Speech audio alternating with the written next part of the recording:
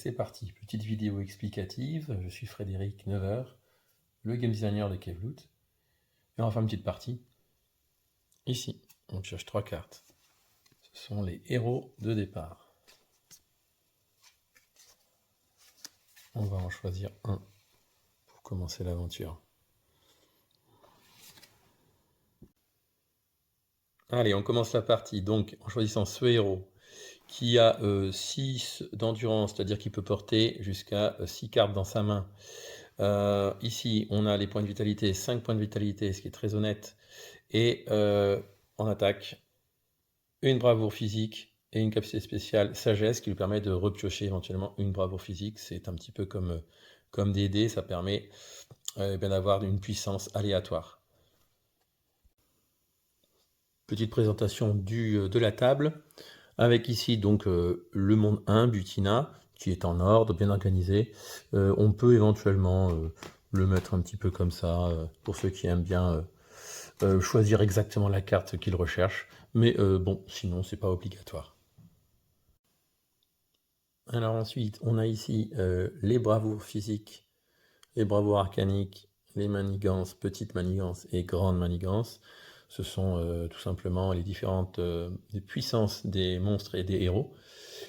C'est ici, c'est le cœur du jeu, c'est là où on pourra piocher donc les puissances. Ici les cartes légendaires, assez rares à trouver. Ici le reste des héros d'origine. Et là les cartes secrètes, donc beaucoup de secrets à découvrir dans le jeu. Et donc ça sera indiqué par un numéro. Les tokens de vie et les cartes help qui permettent de demander l'aide d'un autre joueur autour de la table si un combat se passe pas très bien. Alors, on commence donc la partie avec notre héros. Quand il commence, on lui met des petits tokens de vie pour savoir combien il en a, et il gagne au début de la partie 4 cartes help. Au besoin, pendant la partie, ça peut être utile de demander de l'aide des copains. Donc 4 fois. Ça peut se trouver dans les donjons, mais c'est un petit peu plus rare à trouver les cartes help. Allez, c'est parti, on explore la caverne. On commence par le premier monde, Butina. Et donc, notre héros, il est tout seul, il n'a rien d'autre, va entrer dans la caverne. On va piocher une carte et on va voir ce qu'on va trouver. Ok, très bien. Donc, c'est un premier trésor. C'est un bouclier. Ça va s'ajouter à sa puissance. C'est plutôt pas mal. On le met dans le backpack, donc c'est-à-dire dans la main. Bon, je vais le mettre là pour que ça soit plus simple à suivre. Je continue. Je vois de continuer d'explorer autant de fois que je veux, tant que je ne rencontre pas un monstre. Ok, ça c'est une fée. Donc les fées, on peut se lier avec directement, ou on peut attendre plus tard pour se lier avec. Quand on est lié avec une fée, c'est pour toujours, c'est pour la vie. Donc c'est un choix à faire, il faut réfléchir. Bon là, pour le besoin de la vidéo, je vais me lier avec. Donc notre héros est lié, et il gagne un point de puissance féerique pour tout le restant de la partie, tant qu'il est joué. Donc il devient un petit peu plus fort, ce qui n'est pas désavantageux pour la suite de l'aventure. Allez, c'est parti, on explore encore un petit peu. Très bien, donc une autre épée, c'est une épée maudite, une arme beaucoup plus puissante que le bouclier, puisqu'elle tape à une bravoure physique plus 3. Par contre, si je veux la prendre ici, il faut que je perde un point de vie. Elle est maudite. Je décide de la prendre, donc je vais perdre un point de vie.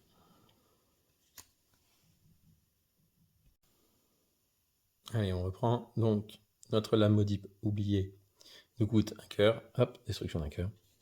On peut la prendre, pas de souci. On a donc 3 cartes en main, on peut en prendre 6 au maximum, on peut éventuellement continuer jusqu'à rencontrer un monstre. On va essayer de continuer à piocher une autre carte. Un coquillage, ça vaut pas grand chose, juste une pièce d'or. Chaque carte a une valeur en pièces d'or, sauf les fées. En sachant que la fée, elle est liée, puisque je l'ai mangée. Oui, donc 3 cartes en main, et la fée qui est liée. On continue avec une corde qui attaque avec une petite manigance. Bon, avec une petite capacité spéciale qui dit que si la puissance est supérieure à 9, la corde cède et est détruite. Pour l'instant, pas de souci. On a vraiment une belle run. On peut continuer à explorer. On a gagné pas mal d'argent déjà. On continue. Ok, voilà. Là, on vient de piocher un autre héros qui peut être éventuellement recruté pour 11 pièces d'or. C'est pas mal. C'est un héros qui peut faire des combinaisons avec des fées. Le SP, c'est une valeur, une variable qui évolue selon le nombre de fées qui est absorbé, donc c'est un très bon héros. On va la mettre autour de du premier monde parce que je ne l'ai pas acheté, donc elle reste visible, face visible autour de la caverne du premier monde. Je continue à explorer. Ici, nous avons un héros renégat. Héros renégat, c'est à la fois un monstre et à la fois un héros. Donc ça peut être recruté, ça peut être affronté. Très très bon héros. J'ai pas les moyens et j'ai pas non plus les moyens de l'affronter, beaucoup trop puissant. Donc je le mets aussi autour de la caverne. On peut y revenir plus tard, il n'y a pas de souci. On continue à piocher. Et voilà, un premier monstre. Donc premier affrontement contre un pirate opportuniste qui est relativement puissant tout de même. Je vais essayer de faire le combat pour vous montrer. Allez, c'est parti pour le combat. Donc ici on a notre main les points de vie de notre héros. Il a absorbé une fée, je rappelle. Et le monstre que doit affronter qui a 2 points de vie et qui frappe avec une grande manigance -7. On va voir combien il va frapper. Notre ami tape à 19 -7, c'est-à-dire 12 en attaque. Et on va voir à combien je tape. Alors, une bravoure physique, c'est parti. 9. Je peux éventuellement repiocher, mais 9 c'est bien. Les bravoures physiques vont de 0 à 12, donc c'est excellent. Plus 1, je suis à 10. C'est pas suffisant pour l'instant pour gagner l'affrontement. Donc je peux voir un petit peu ce que j'ai dans mon backpack.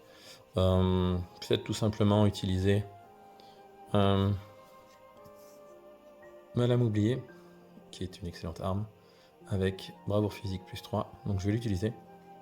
Sachant que les armes, je peux m'en servir, les artefacts, je peux m'en servir autant de fois que je veux pendant le combat.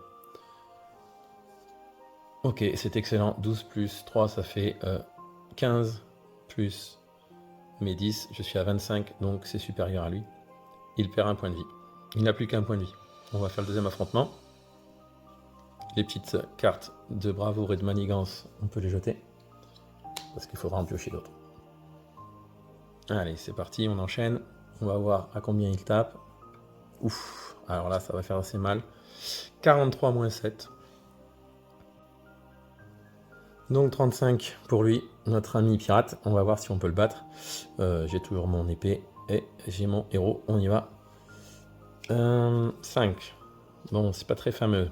Je vais essayer de me relancer en utilisant ma capacité spéciale sagesse. Je peux m'en servir une fois par combat. Je jette. Je pioche encore. Ok, c'est moins bon. J'aurais dû peut-être faire attention. Je suis à 5. On va maintenant piocher pour l'épée. 0, c'est une catastrophe.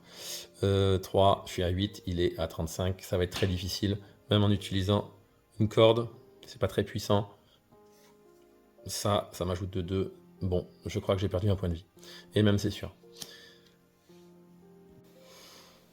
Allez, troisième affrontement. On va voir si cette fois-ci je vais pouvoir le battre. Il reste un point de vie, il m'en reste 3. Allez, c'est parti. Ok, je suis chanceux. -1, -7. Là, je pense que c'est terminé pour lui. Voilà, 4 plus 1, 5. Je suis devant lui. Il n'a plus qu'un point de vie. Il n'avait plus qu'un point de vie. Et il est mort. Enfin, pas vraiment mort. Il est capturé, excusez-moi.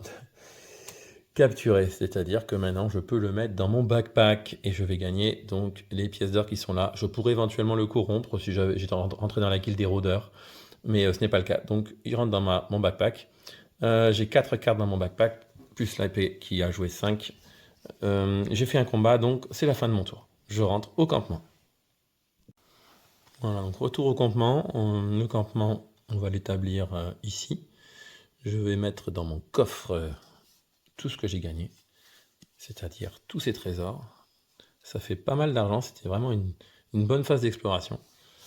Je les mets ici, et maintenant c'est au joueur suivant de jouer. Alors c'est l'autre joueur qui va jouer maintenant. Voici son héros. Il l'avait choisi au début, mais vous l'aviez pas vu. Et donc, pas forcément le plus puissant d'ailleurs, mais qui a beaucoup de points de vie. Alors on y va, exploration. C'est parti. Ok, ça c'est un grimoire. Alors les grimoires, c'est indiqué ici, ce sont des sorts, des magies qui peuvent altérer le combat et le cours du jeu, c'est vraiment très puissant. Ici c'est plutôt un sort classique. On boit un petit peu de liqueur et on va gagner 5 points de vie. Donc on a pioché un grimoire qui permet de donner 5 points de puissance supplémentaires ici. C'est un grimoire peut être utilisé une seule fois par combat, donc il faut s'en servir avec parcimonie. C'est souvent puissant. En plus, si je détruis ce grimoire, je peux gagner un point de vie supplémentaire. On continue l'exploration, c'est dans la main. Une fée, pareil, on peut la manger. Bon, là, je vais pas l'absorber, je vais la garder dans la main pour l'instant. Plus judicieux. Et on a un combat. Donc le tour à métro se terminé. C'est un petit coq à l'âne sauvage, c'est un monstre assez facile à battre. Hein. On va pas se cacher, on va pas se mentir. On va quand même faire le combat, en sachant que je peux éventuellement me lier avec la fée pour gagner un point de puissance. Et j'ai toujours ma petite magie si j'ai un problème. On va voir ce que ça donne. C'est parti pour le combat. Alors, notre ami coq à l'âne pioche, il est à 8-6-2 de puissance. Je suis à 6. Bon, bah, c'est déjà gagné. Même pas la peine de boire un petit coup pour gagner. C'est super. Donc le combat est remporté, je gagne le monstre, je le capture, il me rapporte pas beaucoup, hein, ça vaut pas grand chose. Et je rentre au campement, hop, campement, on va le mettre établir ici. Tout ça je le mets dans mon campement, dans mon coffre-fort, et c'est la fin de mon tour puisqu'il y a eu un combat. Phase d'exploration à nouveau pour le joueur 1, donc qui est là, avec son héros. Il va partir dans la caverne en mettant dans son backpack son épée, parce que c'est quand même une bonne arme. Par contre, tout ce que les autres cartes qui étaient dans le campement, je vais les laisser, c'est de l'argent qui y reste. Tant que ça y reste, eh ben on le perd pas. Si d'aventure il y avait un problème, je devais m'enfuir, je serais obligé de jeter toutes mes cartes de mon backpack, si je voulais pas perdre de points de vie par exemple. Là, je vais partir avec cette épée, et au pire, je perdrai un point de vie. C'est plus intéressant. J'ai pas trop envie de perdre cette épée, donc en fuyant. On va voir ce qui va se passer. C'est parti, je peux encore porter 5 objets. Ok, une nouvelle fée qui rapporte 2 de puissance féerique et je gagne un point de vie. Donc c'est une petite potion, c'est génial, je vais tout de suite me lier avec elle. Comme ça ne prend pas de place dans mon backpack. Et je passe à 3 de puissance et je gagne un point de vie supplémentaire. Donc je repasse à 4, c'est excellent. Super, on continue. Qu'est-ce que j'ai? Une pomme, c'est un trésor, je vais la prendre dans ma main. Continuons, exploration. Une nouvelle fée. Avec une petite condition, le jeu se complexifie au fur et à mesure, mais là on a une condition qui dit que si je veux récupérer cette fée, il faut que je détruise une carte help, ou bien que j'obtienne une canne à pêche de combat, qui est un objet un peu plus rare à trouver, ou à fabriquer. Bon, je vais détruire une carte help, j'en avais 4 au début, donc je la détruis, elle est là, hop, et je vais me lier tout de suite avec, pour devenir encore plus puissant, et là ça devient intéressant. On continue l'exploration. Alors, ça, ce sont des cartes de quêtes. Voici une quête, la quête de la guilde des chamans. Bon, en général, les quêtes, c'est simple, il faut juste lire ce qu'il faut faire. Ça rapporte pas mal de trésors, ou ça fait avancer l'histoire. Là, la guilde des chamans, elle est intéressante si on joue avec des fées. Bon, ça tombe bien, mon héros a déjà mangé quelques fées. Donc, on va peut-être, même c'est sûr, je vais la prendre avec moi. Donc, elle prend une place dans ma main, et si je veux y rentrer dans la guilde des chamans, il est écrit ici qu'il faut que je paye 20 pièces d'or, plus une fée. Bon, je vais pas encore 20 pièces d'or, je pense, ça va pas tarder, mais en tout cas, il faut que je trouve une fée pour pouvoir y rentrer. Et après, ce sera vraiment bien, puisque je vais pouvoir piocher une carte secrète, notamment, et devenir plus puissant. Donc, ce sera un archétype de jeu vraiment intéressant. Allez, on pioche encore, on a encore de la place. Et on a un nouveau combat contre un pirate fantôme, qui a une capacité spéciale ici, qui est le charisme, donc il va pouvoir me refaire relancer une puissance. Bon, on y va, je suis assez un peu plus confiant avec toutes les fées que j'ai absorbées. Donc on va voir combien il fait. 5, moins 3, 2, il est vraiment pas puissant. Et rien qu'avec ma puissance féerique, il a perdu déjà un point de vie, donc il n'a plus qu'un point de vie. On continue. Allez, c'est reparti, on va piocher. Ok, 8-3, c'est pas fou, hein, il a vraiment pas de chance. Il tombe à 5, et je suis déjà à 6, 7, 8, 9, donc notre pirate fantôme, je l'ai déjà battu. Ça va être la fin de mon tour. J'ai pas la capacité spéciale témérité qui me permettrait de continuer à explorer, mais je gagne quand même 4 pièces d'or, donc c'est vraiment sympa. Je le prends, j'ai 4 cartes en main, c'est bon, je dépasse pas les 6 d'endurance. Je peux rentrer à la maison, dans mon campement, et c'est la fin de mon tour. Au suivant. Allez, au tour du joueur 2, qui va partir dans la caverne avec la bouteille de Château Mordeau. C'était un très grand cru.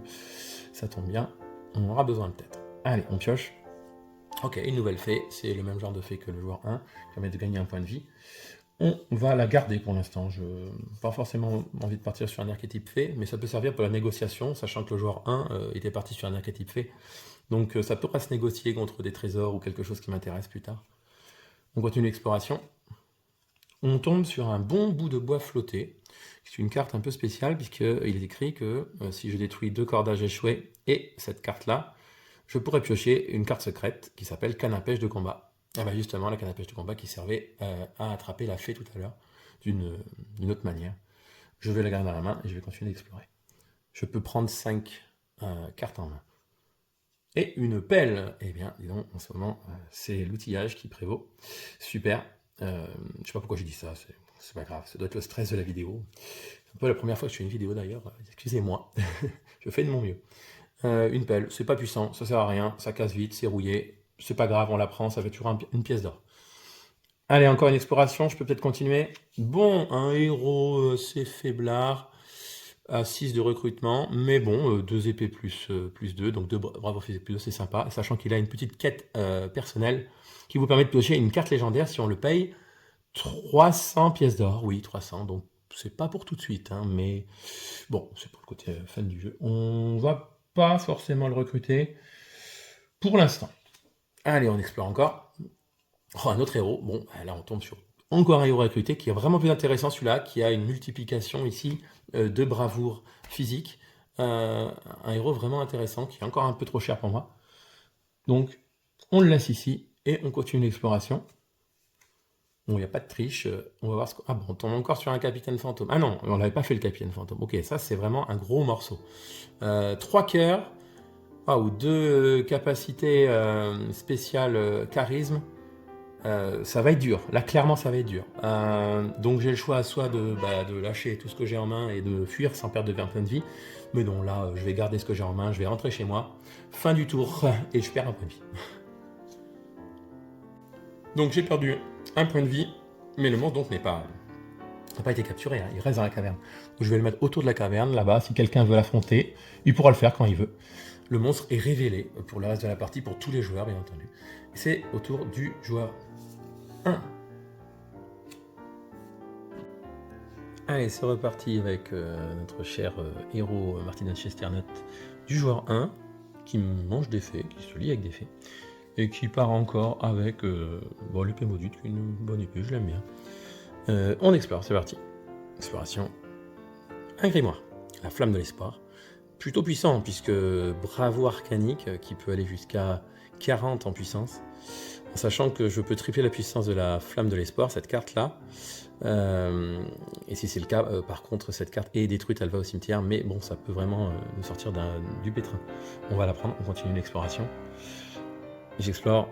Bon, c'est un trésor, une bestiole aimable. C'est juste un trésor. Clairement, c'est écrit là. Ça rapporte carte, c'est quand même bien. Je me rapproche quand même des 20 pièces d'or qu'il me faut pour arriver dans la guilde, du niveau 1 de la guilde des chamans, donc c'est pas mal. On continue l'exploration. Waouh, ok, donc là je viens de piocher carrément une carte légendaire, donc les symboles de différentes raretés sont ici. Là c'est légendaire, une fée légendaire. La fée des brumes qui rajoute 5 en puissance féerique et surtout qui m'augmente mon backpack de 2, donc je passe 6 plus 2 à 8, c'est excellent. Je vais me lier avec elle tout de suite.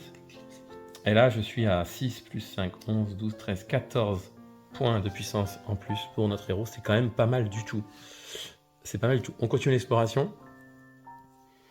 Et je tombe sur un monstre à battre, l'écumeuse de Butina, qui en niveau raté est rare, donc c'est peut-être un peu plus puissant à battre.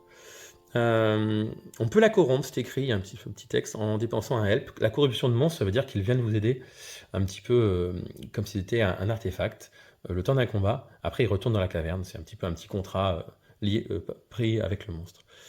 Bon, on va peut-être faire le combat. On va tenter de faire le combat. Allez, ça se tente. Ça se tente. Alors, épée. Moins 4. Ouf, de moins 4, on est en dessous de 0, donc elle sera forcément à 0, sachant que j'ai 12, elle a déjà perdu un point de vie. J'ai vraiment beaucoup de chance sur cette partie, hein, clairement. Deuxième. Ok, 8 moins 4, on est à 4. 6 fois 4, 24. Elle tape à 24. Moi, je suis à, on avait dit 11, 12, 13, 14. Plus notre épée. 10, 14 plus 10, 24. 24 et 24. Bon, sachant que je peux utiliser encore des choses. Tiens, pourquoi pas utiliser la flamme de l'espoir. Je peux m'en servir qu'une fois, c'est un grimoire. Je vais pas la tripler parce que j'ai pas envie de la perdre, mais je vais m'en servir quand même maintenant, juste pour s'amuser. Pour cramer l'écumeuse. 22, waouh, ok, donc là je l'ai vraiment bien battu. On repart donc avec l'écumeuse, avec notre grimoire. Il a été utilisé, on ne peut plus s'en servir, mais bon, on revient de toute façon, donc je peux le reprendre. On revient dans le campement, au campement, phase de retour. On va enlever ça, on n'a plus besoin. Ça va là-bas. Et là, je vais justement augmenter de niveau dans la guilde. Ça tombe bien parce que j'ai assez d'argent, donc on va essayer de faire les calculs ensemble. Bon, l'écumeuse, je vais utiliser ces 8 directement. La pomme ne me sert à rien, donc 2 de plus, ça fait 10. Notre pirate fantôme de la première fois, 14. Tiens, l'autre pirate, on est à 18. Et puis honnêtement, bon, le bouclier, je m'en servirai pas, je vais pas jouer avec des boucliers. Et je suis à 20. 20, donc je vais pouvoir augmenter de niveau dans la guilde des chamans qui était ici. 20 plus une fée. Ah, mais je n'ai pas de fée, donc non, je ne peux pas encore le faire. Oups, il manque une fée, c'est écrit. On va voir un peu plus tard si j'arrive à trouver une fée, à moins que je négocie avec le joueur numéro 2, qui a une fée dans son coin. On va essayer de faire ça. Allez, phase de négociation à la fin du tour. Bon, phase de négociation, plutôt bien avancée. Je suis un petit peu tout seul à tourner la vidéo là, cet après-midi, donc on va s'amuser à imaginer que, il voulait de l'argent, tout simplement. Donc, on a négocié la flamme de l'espoir, parce que c'est une très bonne carte, et la bestiole aimable, donc 8, c'est quand même un peu cher, contre ça fait, donc je lui donne. Et de son côté, il me donne donc ces 2 fées, pardon, on avait négocié les 2 fées, parce que c'est quand même un petit peu, voilà, faut pas exagérer quand même, c'est quand même un plutôt bon deal pour moi, parce que il me faut des fées pour devenir plus puissant, puisque je vais rentrer dans la guilde des chamans qui combattent avec les fées. Donc maintenant, je vais utiliser une des 2 fées, celle la moins puissante, pour entrer dans la guilde. Avec les autres cartes, il en fallait 20 pour 20 pièces d'or. Je jette tout ça, hop, cimetière, et on passe niveau 1. Au niveau 1, qu'est-ce qui a écrit que lorsque je deviens apprenti chaman, je gagne la fée secrète numéro 29 de la guilde des chamans, qui s'appelle Noble Esprit. Et c'est là qu'on va utiliser pour la première fois les cartes secrètes. Donc il y a plein de choses, ça fait avancer l'histoire, ça donne des artefacts plus puissants, il y a des fées qui sont plus puissantes, il y a plein de choses. Il y a des secrets, bien sûr, il y a des monstres, il y a des boss. La 29, elle est là. C'est écrit. Hop. Et qu'est-ce que c'est la 29 ? Waouh, super. Noble Esprit est une fée assez extraordinaire. 15 points de puissance supplémentaires. Je vais m'empresser de la manger. Même si honnêtement, j'aurais eu peut-être mieux fait d'aller recruter en amont cette carte, cet héros, puisque ce héros, je rappelle, combatte avec les fées, et le SP, c'est la puissance, non, c'est le nombre de fées liées avec lesquelles on est lié. Donc ça aurait pu être vraiment beaucoup plus méchant au point de vue du combo, multiplié par une bravo physique. Mais bon, c'est pas grave, on apprend à jouer, on joue, on s'amuse. Mon héros est quand même assez puissant maintenant, hein. J'ai une bonne base avec cette carte. Bon, je vais l'absorber, et c'est la fin de mon tour. Voilà, bon, je vais m'arrêter là. Je pense que vous avez vu un petit peu un bon départ de jeu, sachant qu'on n'a pas affronté de boss, on n'a pas été jusqu'à trouver Psoro, le boss du niveau qui est quelque part ici. Si un joueur l'affronte et le bat, ça met fin à la partie. Et éventuellement, s'il y avait eu un autre monde, on peut rajouter des mondes. Le monde de Kevport n'est pas là, mais il y a des passages entre les mondes et on pourrait continuer à explorer la caverne pour voir ce qui se passe dans cette histoire. On a à peine effleuré l'histoire, et évidemment que c'est beaucoup plus complexe. Mais au moins ça montre un peu les mécaniques. Encore désolé pour cette vidéo un petit peu artisanale, même très artisanale. Un peu la première fois que je fais ça. J'espère que vous aurez pu comprendre un peu la mécanique. Après, voilà, faut pas hésiter à en parler ensemble sur les différents réseaux. Et j'espère que vous plongerez dans Kevloot avec nous. En tout cas, on s'amuse bien à ce jeu, hein, il y a pas de souci. Allez, à bientôt, merci d'avoir suivi.